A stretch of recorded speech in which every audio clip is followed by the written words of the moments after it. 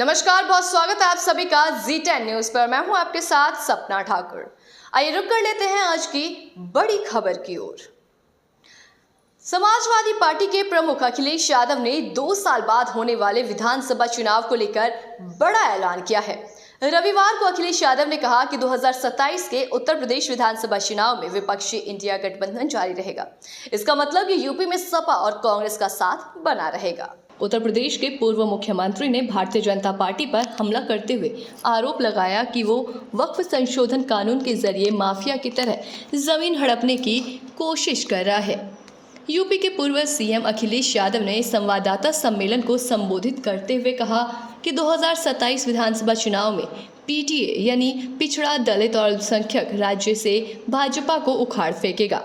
जब उनसे इंडिया गठबंधन के बारे में पूछा गया तो उन्होंने दोहराया कि इंडिया गठबंधन मौजूदा है और रहेगा। उन्होंने कहा, भाजपा वक्फ संशोधन कानून लेकर आई है ताकि वो जमीन छीन सके। जहां भी उन्हें जमीन दिखती है वे उस पर कब्जा कर लेते हैं। उन्होंने भाजपा को भूमाफिया पार्टी करार दिया। यादव ने सत्तारूढ़ पार्टी पर नोटबंदी और जीएसटी, माल एवं सेवा कर के जरिए लोगों का पैसा छीनने और आरक्षण के अधिकार को कम करने का आरोप लगाया। अखिलेश यादव ने प्रयागराज में महाकुंभ के आयोजन के संबंध में भाजपा की कार्यप्रणाली की भी आलोचना की और वादा किया कि यदि उनकी पार्टी सत्ता में आई तो कुप्रबंधन की जांच कराई जाएगी।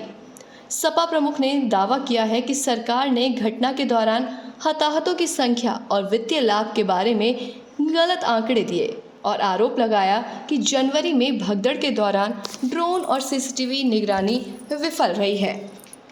सपा प्रमुख यादव ने दावा किया, जिस समय ड्रोन और सीसीटीवी की सबसे अधिक जरूरत थी उस समय ये या तो बंद थे या बंद करा दिए गए थे। इन्होंने संगम नोच पर भगदड़ के मारे गए लोगों की सही संख्या नहीं बताई और मृत्यु के कारण बदलने के लिए परिजनों पर दबाव भी बनाया। अखिलेश यादव पार्टी के प्रदेश अध्यक्ष श्यामलाल पाल की पुत्री के विवाह समारोह में शामिल होने प्रयागराज आए थे। उन्होंने कहा कि राणा सांगा पर सपा सांसद रामजी लाल सुमन के बयान को लेकर पूछे गए प्रश्न पर उन्होंने कहा, जो इतिहास एक दूसरे को ऊंच नीच दिखाए, जो इतिहास हमारी प्रगति को रोकता हो, उस इतिहास को इतिहास ही रहने देना चाहिए। सपा प्रमुख ने संवाददाता सम्मेलन में प्रयागराज महाकुंभ 2025 को लेकर सोशल मीडिया मंच एक्स पर स्वयं द्वारा दिए गए सुझावों को एक पुस्तिका के रूप में तब्दील कर पत्रकारों को उपलब्ध कराया। साथ ही उन्होंने 2013 में हुए प्रयागराज कुंभ मेले को लेकर हार्वर्ड विश्वविद्यालय द्वारा किए गए अध्ययन की रिपोर्ट भी उपलब्ध करवाई। 2027 में प्रयागराज के हम अपने संगठन और नेताओं से कहेंगे और जिस तरह का जनता में हम लोग समर्थन देख रहे हैं, जिस तरीके से आजमगढ़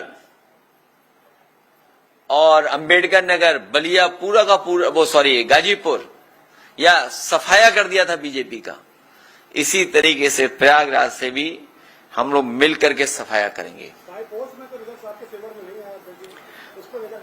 अगर पुलिस ही वोट डालने लगी तो किसी के फेवर में नहीं कुछ आएगा।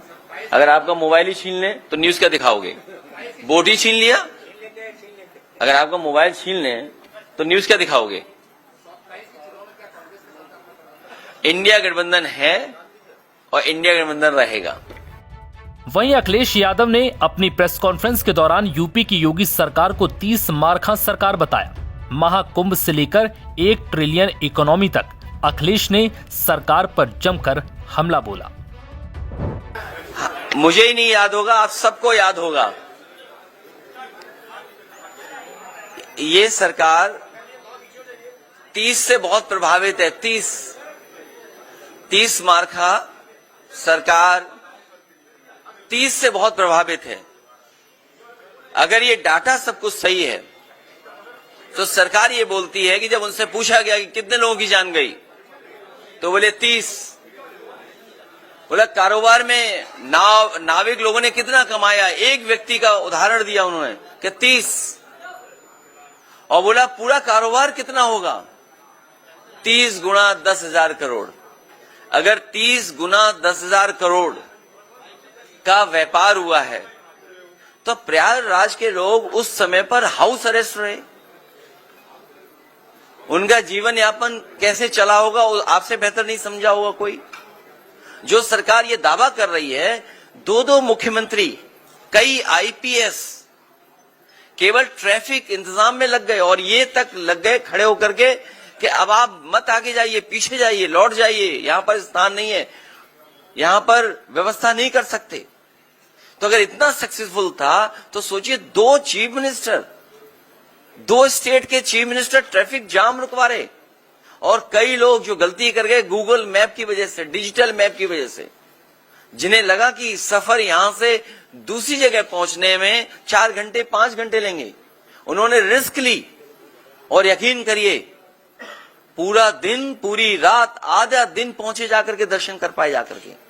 ये श्रद्धालुओं की अपना श्रद्धा है, ये सरकार का योगदान नहीं है। जो लोग ये दावा करते थे कि $1 ट्रिलियन इकोनॉमी बनाएंगे, दुनिया में हमारी इतनी बड़ी $1 ट्रिलियन इकोनॉमी हो जाएगी, हमारा डंका बच जाएगा, विश्व गुरु हो जाएंगे, उनका इंफ्रास्ट्रक्चर कैसा था? और फिर सवाल यह है कि इंफ्रास्ट्रक्चर के लिए तैयारी क्या की गई, और तैयारी में जो पैसा खर्च किया उसका हिसाब किताब कोई देने को तैयार नहीं है।